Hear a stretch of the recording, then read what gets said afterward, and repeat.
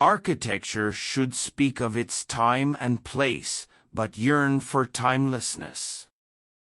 The best advice I've received is to be yourself. The best artists do that. Liquid architecture. It's like jazz, you improvise, you work together, you play off each other, you make something, they make something.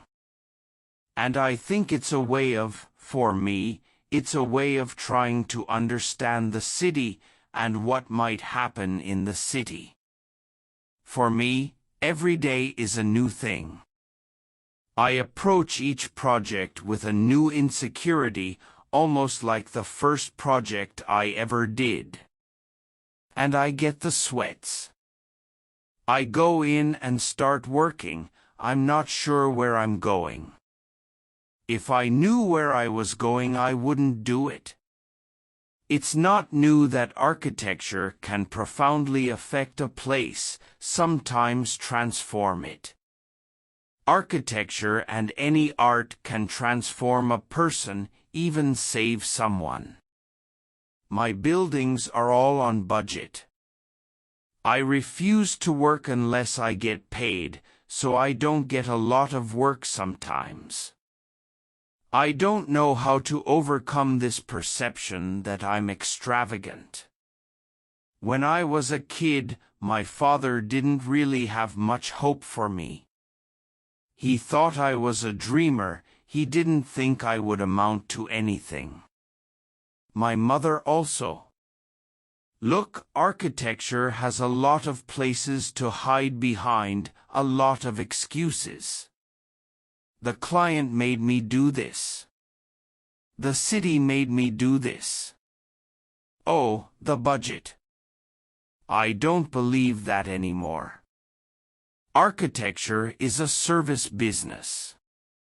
An architect is given a program, budget, place, and schedule. Sometimes the end product rises to art, or at least people call it that. You have freedom, so you have to make choices, and at the point when I make a choice, the building starts to look like a Frank Gehry building. It's a signature. There are a lot of questions about whether architecture is art.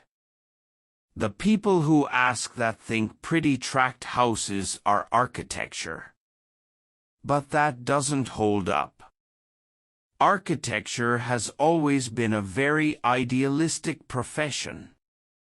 It's about making the world a better place, and it works over the generations because people go on vacation and they look for it.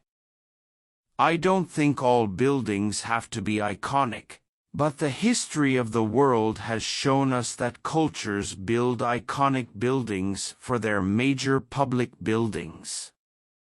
If I knew where I was going, I wouldn't do it. When I can predict or plan it, I don't do it. Each project, I suffer like I'm starting over again in life.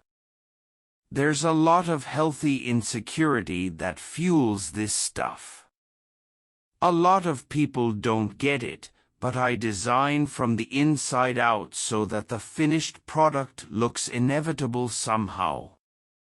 I think it's important to create spaces that people like to be in, that are humanistic. I promised a lot of people I'd slow down when I turned 80. Green issues have been used as a marketing tool. Sometimes these green claims are completely meaningless. I don't make things with my hands, although I studied woodworking and made furniture. There is stuff I would have liked to have done. But there are no sour grapes. I would like to make a building as intellectually driven as it is sculptural and as positive as it would be acceptable to hope.